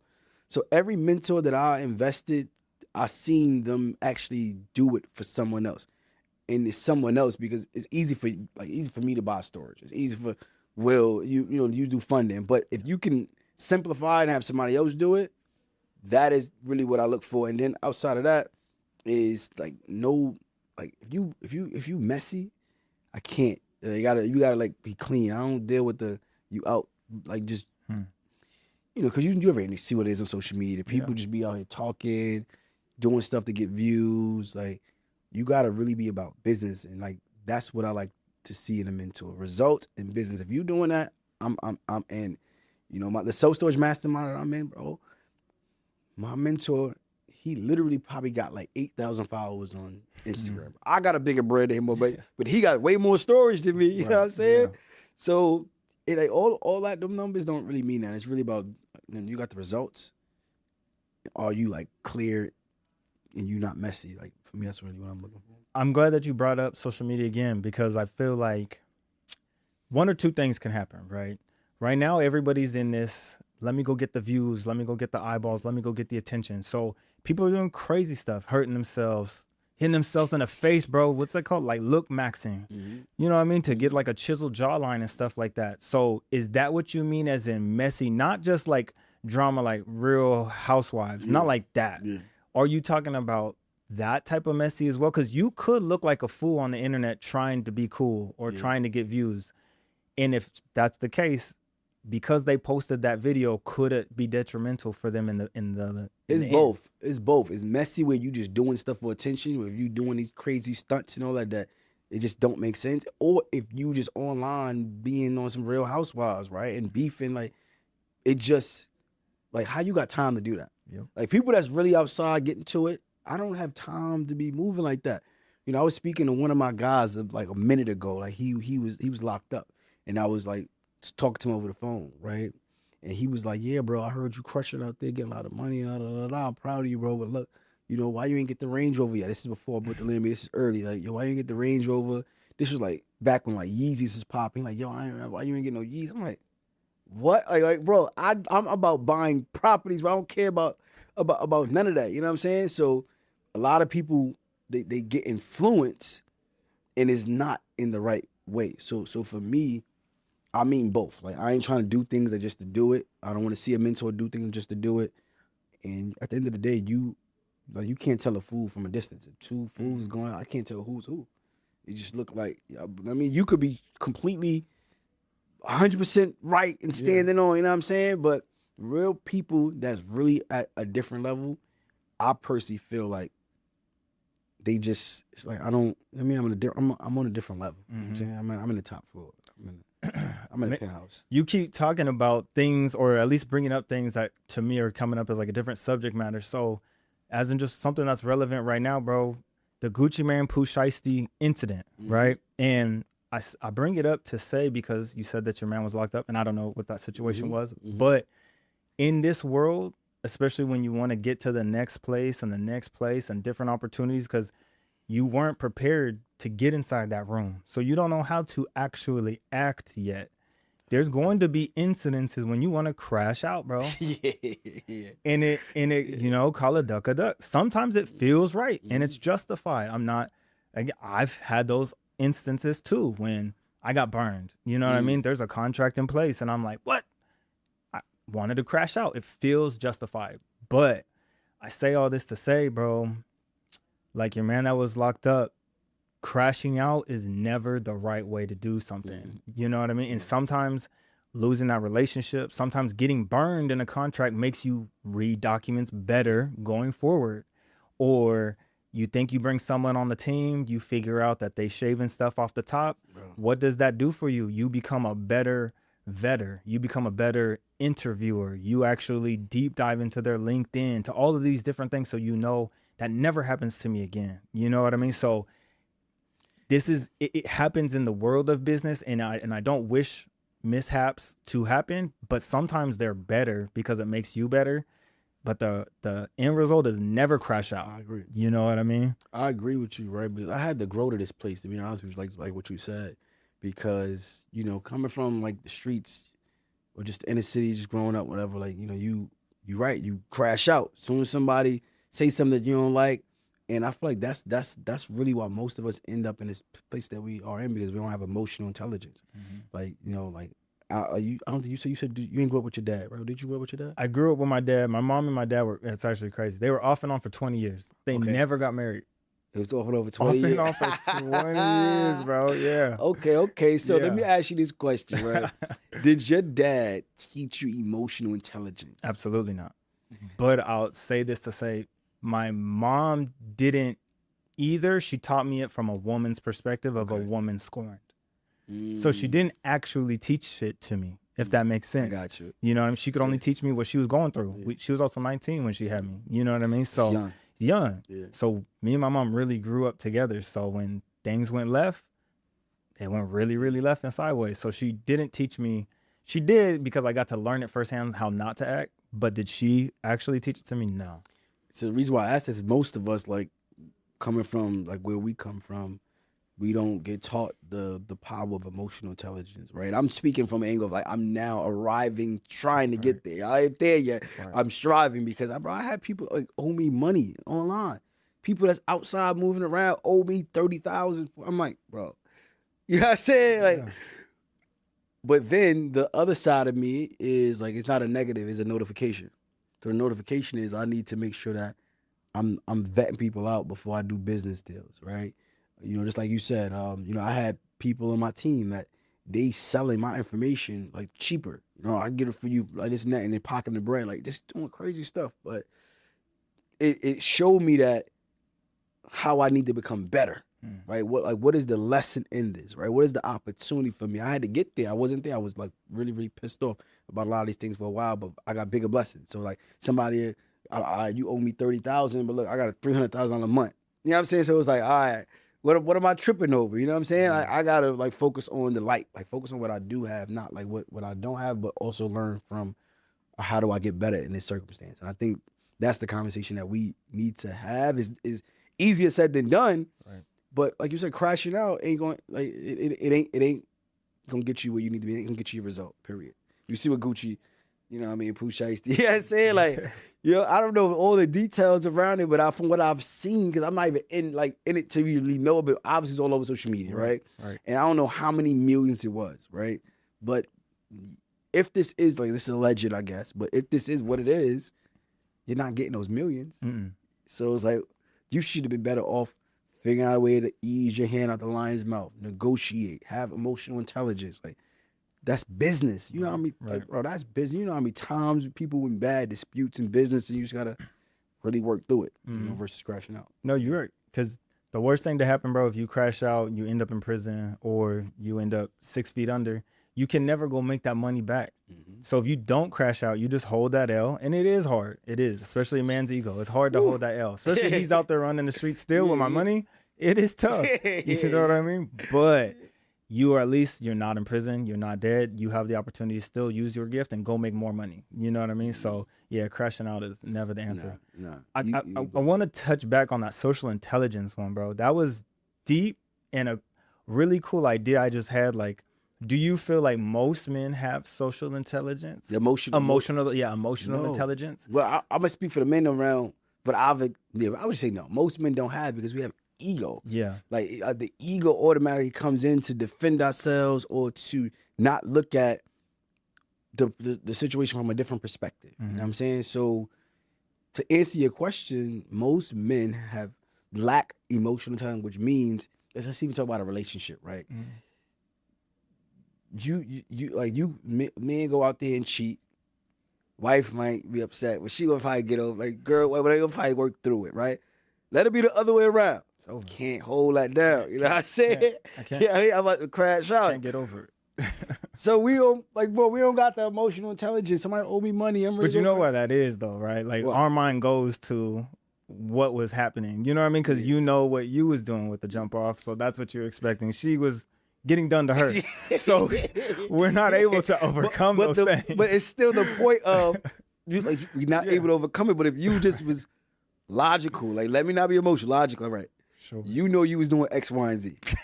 Now you would have crashed out because she doing X, Y, and Z. Right. What we doing here? You know what I'm saying? Unless you was really on some straight and narrow, you wasn't on no type of time.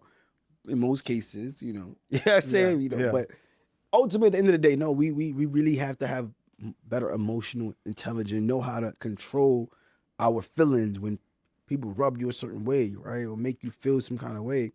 Again, I'm speaking from an angle of I've been striving to get here. Right. I'm way further than where I used to be, but I'm more at peace when things happen, because I know I'm gonna be blessed regardless. You know what I'm saying? And that's not a thing to allow people to just, take advantage. I have boundaries in place and things like that, so things don't happen. But yeah, bro, we got families, bro. Like, who want to crash out and then now you can't even see your sons? You got another man raising your son now, another man in the house with you. Like, you got to think that far. Yeah. Because it takes 2 minutes or 2 seconds, 20 seconds, crash out. Now you behind bars, thinking about, oh man, I ain't gonna be here for my son. I ain't gonna be another man gonna be doing this and that. Think about it now, bro. Right. An added layer to it, while you made me reflect on my own life and my own upbringing, I feel like it's probably something that's lost on the entire world of being raised in a single mother household or mother, aunt, grandma household. Most men don't get the opportunities to interact with other men, and then also to take or see a man as an authoritative figure, because they're always the bad guy. They're always the cheat. They are always the one who left. Or don't you get what I'm saying? So we get this stigma and this outlook on other men without even truly getting to create the idea of them, because we're taking on their hurt feelings, their perspective of men. And I feel like that is a lost, honestly, before Will, it was really hard for me, other than my basketball coach, for a man to tell me what to do. I was just like, who are you, bro? You don't talk to me like that. Don't tell me what to do. I viewed, and I just put this narrative on all men, you don't get to tell me what to do. And I had to figure out later, where did it come from? You know what I mean? Because it was what I grew up with. But I think that it is a conversation that more men should have of like, we don't have an authority complex. We have like a man-to-man complex because we don't get the opportunities to have a male figure in our life. And at that, a black one or like a good one, you know what I mean? Because we look at like the street dude and that's who you look up to, you know what I mean? Or the hooper that might make it, you know what I mean? So I feel like there's an added layer in there, and we could talk about on another episode. Bro, but you right. Yeah, that's a whole nother like lane, and like we got to come back for a part 2 for this one, because I agree with you, bro. It's really trauma that's passed down. You know, so I grew up a little differently, where like my mom passed away when I was 12, my grandmother passed when I was 14. So I grew up with my dad, single father, and my uncle. So it was straight men. It wasn't no women. Yeah. But it's like it's everybody on some masculine energy all day. So now you don't got no time to like be vulnerable, be emotional. That's what now we don't got emotional intelligence, because everything, you be all right? Yeah. Everything is you be all right. You know what I'm saying? Yeah. Like what? You know what I'm saying? So on the flip side, you had it from the men, because you're always hearing bad things about women. Playing games, running games on them, you know what I mean? Two-timing, I'm sure, you know what I mean? Yeah. Well, not necessarily hearing bad things about women, but the men around me, they didn't have time to even sit and take the time to like give you the game. Like my dad's like, you gotta pick it up. Like I heard this, I got this from him. Like some things can't be taught, they gotta be caught. Like you're not even giving me the game. Like I gotta see it. You know what I'm saying? Now I'm seeing you out moving and doing. Now I'm just gonna mimic and see and do what you're doing. So without you even telling me this, I'm picking it up, because what I'm seeing a bunch of women. I'm seeing in and out, all these different things. I'm watching my cousin, girls in the house. So I'm like, all right, now let me go do the same thing, right? Kicking them out with you today, not tomorrow. Nobody having these conversations, but I'm seeing it, and now we pick up these learned behaviors. And I will say the other piece to that, I did have like aunts and like female cousins that they did have men that they were dealing with, and I would get he ain't, you know what I mean? He ain't this and this and that. And respectfully, they was like wilding out. You know what I mean? Respectfully, right? They deserved it. You know, so that all of that honesty starts to lower your self-confidence, because you start to believe like, why do, at least for me, right? I had a phase where I suffered from imposter syndrome, right? A lot of people suffer from imposter syndrome, where you may have gifts or talents and skills that other people see in you, but you don't see it in yourself. You don't believe in yourself. So like the nickname Knowledge, they gave me that when I was young, because I was like spelling bee champ, always be able to like speak in front of people. I was just blessed with like these certain gifts, straight A student, things like that. But I truly didn't believe like I was worthy of like being in certain rooms, getting certain experiences, because I'm looking at my uncles, my cousin, this person locked up, this person like my dad. I'm like, well, if they don't make millions of dollars, and why do I deserve to be able to do that? I think a lot of us, we suffer from that because we haven't seen it, and you just automatically adopt that mentality of like, all right, this is how we gonna settle. Let's go get the job. Let's work 40 years. Let's do that. Retire with 40% of our income. Retire and then live bare minimum.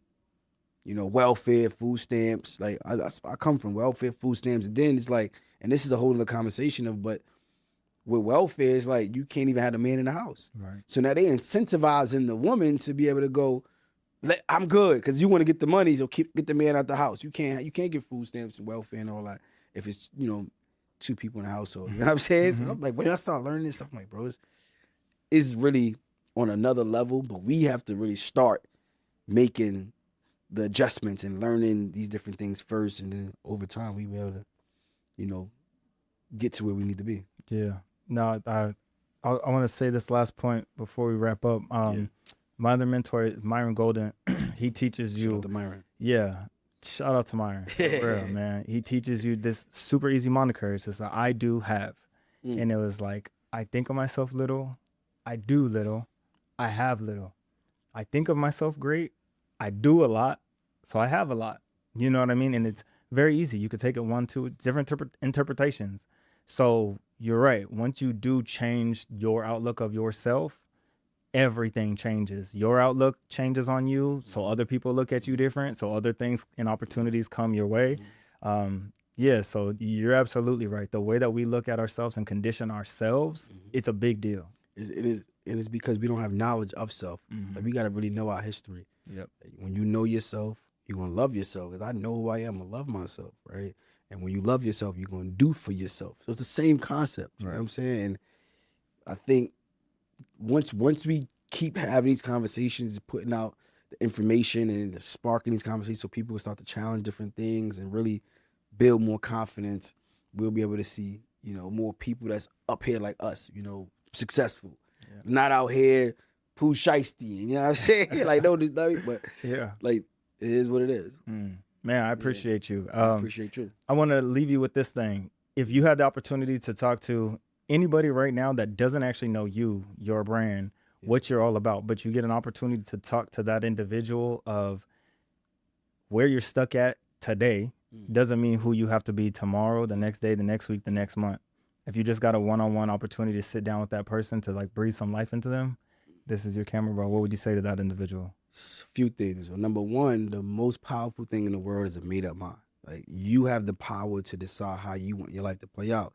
And it's very simple. Like, on very simple terms, you can change your name. Like, if I can go apply and file to get my name changed on a very technical standpoint, but I say it to really correlate it to, like, you could change who you are. Like, you don't got to be afraid to grow. Right? Really, once you decide where you want to go and who you want to be, and you have that knowledge of yourself and that confidence, you can change who you are. It don't matter who you've been and what you've done.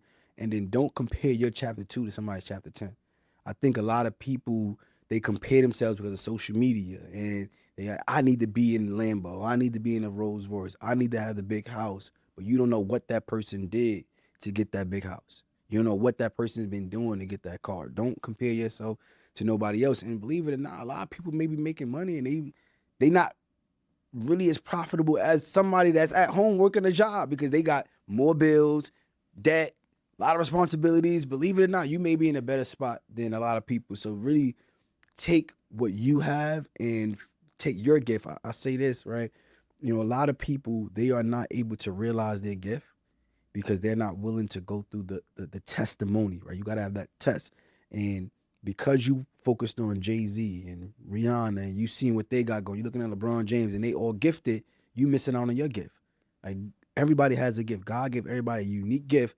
You need to go through the thing that's most challenging, the thing that's most uncomfortable, the thing that you feel like, I've been running away from it. I'm telling you, if you go through it, that's how you're going to get your gift.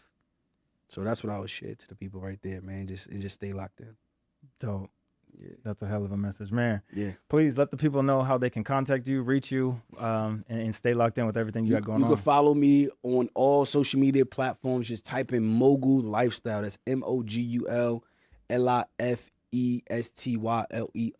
Type in Mogul Lifestyle, or you could type in Ramel Newell is my full name, and you'll see me pop up on all social media platforms. I appreciate you, Ramel. Appreciate you, bro. Yeah. I'm proud of you, man. This is really, really good. This is really good conversation. I've been doing a few pods, right? And this is the best conversation that I had. Just really organic. Yeah. You know what I'm saying? Like, so keep doing what you do. Man, I take that. I receive that. I appreciate that, for real. Thank you. You guys heard it here first. You can actually go and change your name. You know what I mean? So being able to become the person that you think that you deserve to be, even if no one else in your family thinks that you deserve to be it, double down on it. You have that idea, that thought, that dream, double down on it. And if I ever get the opportunity to meet you in the street, please let me know, because I can't wait to meet the double down version of you. That was today's episode.